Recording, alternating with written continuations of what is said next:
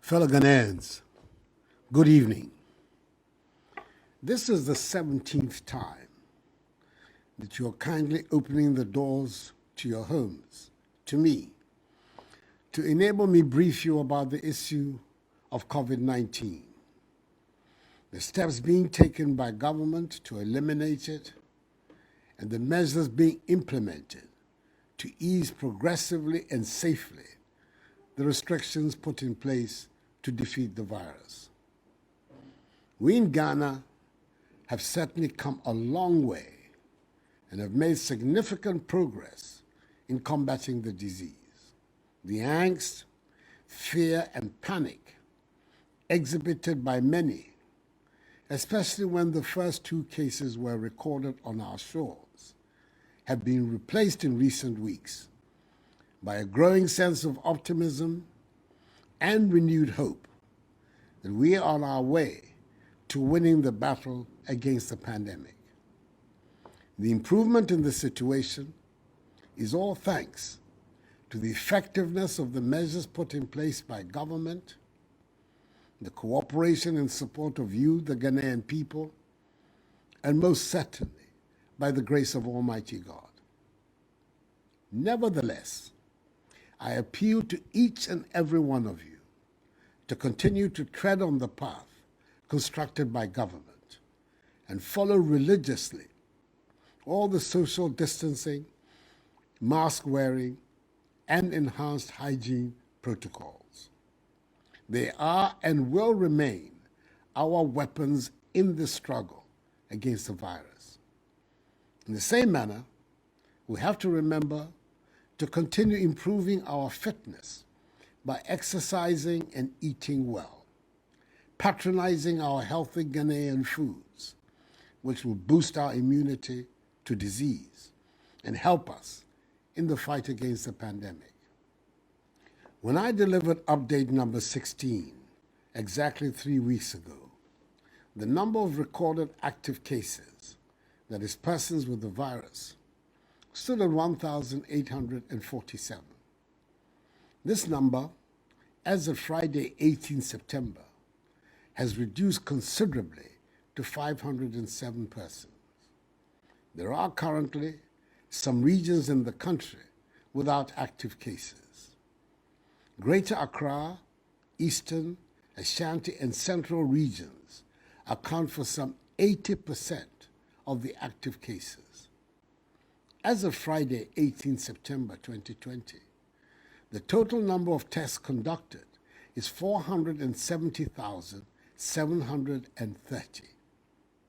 So far, a total of 45,258 persons have recovered, and 297 persons, a great majority of them with underlying illnesses such as hypertension, diabetes, chronic liver disease, and asthma, have sadly died. In the face of these encouraging statistics, I know there are many who are wondering why I have not announced a complete return to normalcy in all aspects of national life, because they believe the figures suggest we've turned the tide in the fight against the virus. Yes, our death rate continues to be low, and our hospitals have mercifully not been overwhelmed, as there are presently only 20 severe and critical cases. Indeed, there are a lot of empty beds in our treatment centers. In the isolation centers are virtually no patients under care. But truth be told, we cannot afford at this critical moment to throw caution to the wind and destroy the incredible amount of work undertaken by government, health officials, heroic frontline health workers, and members of the security agencies in bringing us this far. Now more than ever, we must be even more disciplined in our adherence to the personal hygiene, mask wearing, and social distancing measures that have become part of our daily routines. That is the way to eliminate the virus altogether. The experience in other parts of the world show us that the virus can return with a vengeance once you let your guard down. Fellow Ghanaians, in my last address, I announced the reopening of our international airport, Kotoka International Airport, signaling our gradual reintegration with the rest of the world. 16 out of the 23 airlines that operated in Kotoka prior to its closure have again commenced flights to and from Accra. As of yesterday, Saturday, 19 September, a total of 10,061 passengers had been tested at Kotoka. In spite of the requirement that all passengers must be in possession of a negative PCR test result upon their arrival in Ghana, a test which should have been conducted not more than 72 hours before the scheduled departure from the country of origin. A total of 26 positive cases had been recorded from the tests at Kotoka. Let us pause for a moment and imagine what would have happened if these 26 positives had not been detected and had been allowed to mingle with the population. Even though the cost of 150 United States dollars per passenger for the mandatory airport COVID test has been criticized in certain quarters, the value of the test in its speed, accuracy, and savings for passengers who no longer have to bear the cost of the 14-day mandatory quarantine in hotels has been clearly established. It is worth noting that a lot of people who have experienced it firsthand, the service being offered at our international airport, have praised the country for the innovation and farsightedness on display at our airport. Let me assure you again that as President of the Republic, I will do everything in my power to protect you and stop the importation of the virus into our country or limit and contain its spread. This is my solemn commitment to you. Fellow Ghanaians, on Friday, 18 September, 561,674 JHS3 students completed the Basic Education Certificate Examination, BECE. SHS3 students also, on 5th September, wrote the last paper of the West Africa Senior Secondary Certificate Examination, WACSE. I am particularly excited at this development because despite the fears and genuine anxiety expressed by some and the criticisms proffered by some in the political space, these students have gone to school, studied, sat, and completed their examinations unscathed. Their forward march in life has not been interrupted. And by the grace of God, the predictions made by some of widespread infections and even deaths did not materialize.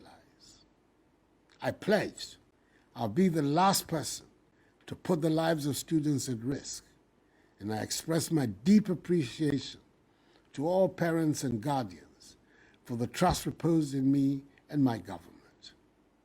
I pray for the success of the students in their exams. As has already been announced, relevant arrangements and logistical deployments are being made for the return to school of second-year, junior, and senior high school students. Continuing students in the University of Cape Coast, the University of Health and Allied Sciences, technical universities, and some other colleges have returned to school, and I've been reliably informed that adherence to protocols is high. Long may it continue. On Monday, 14 September, I extended by executive instrument the mandatory wearing of face masks by another 3 months. So until 14 December 2020, the wearing of masks remains mandatory, and the law enforcement agencies will be required to ensure this directive is respected by all. It has served us well in the fight against COVID-19, So I urge each and every one of us to wear our masks and do so correctly anytime we leave our homes. It is the new normal requirement of our daily existence until the virus disappears. Towards the progressive easing of restrictions, government has taken the decision to allow the resumption of training in all contact sports, taking into consideration the imminent participation of our national teams in international competitions.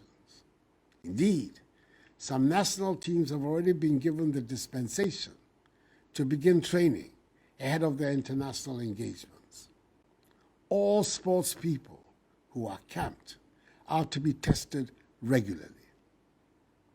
Fellow Ghanaians, with respect to football, after due consultations with the Ghana Football Association, it has been decided that the Ghana Premier League and the Division I Football League will restart on Friday, 30th October, with a full regime of testing of the players, technical and management staff. No spectators will be allowed at the training centers. And when actual competition resumes, seating at all stadia will be limited to 25% capacity to ensure social distancing. Wearing of masks by spectators at stadia will be mandatory. The restart of all other sporting competitions will be determined on a case-by-case basis, pending consultations between the Ministry of Youth and Sports and the respective sport associations. Private burials, still with a maximum of 100 persons, can continue to be performed. Our borders by land and sea will remain closed to human traffic until further notice. Beaches, pubs, cinemas, and nightclubs remain closed until further notice.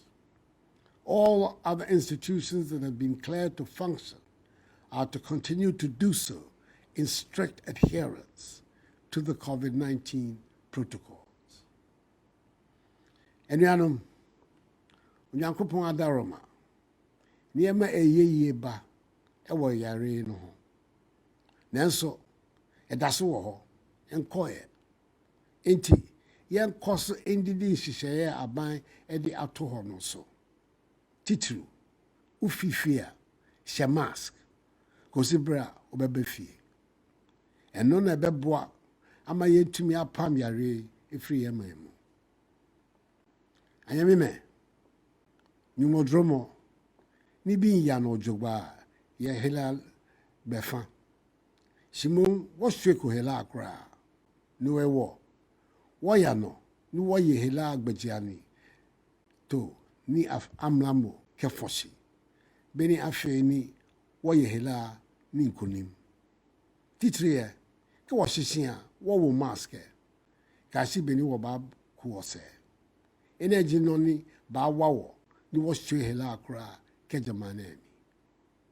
Fellow Ghanaians, as we work to rid the virus from our shores, let us continue to remember at all times that this virus is no respecter of persons and has wreaked its havoc on every country on the planet.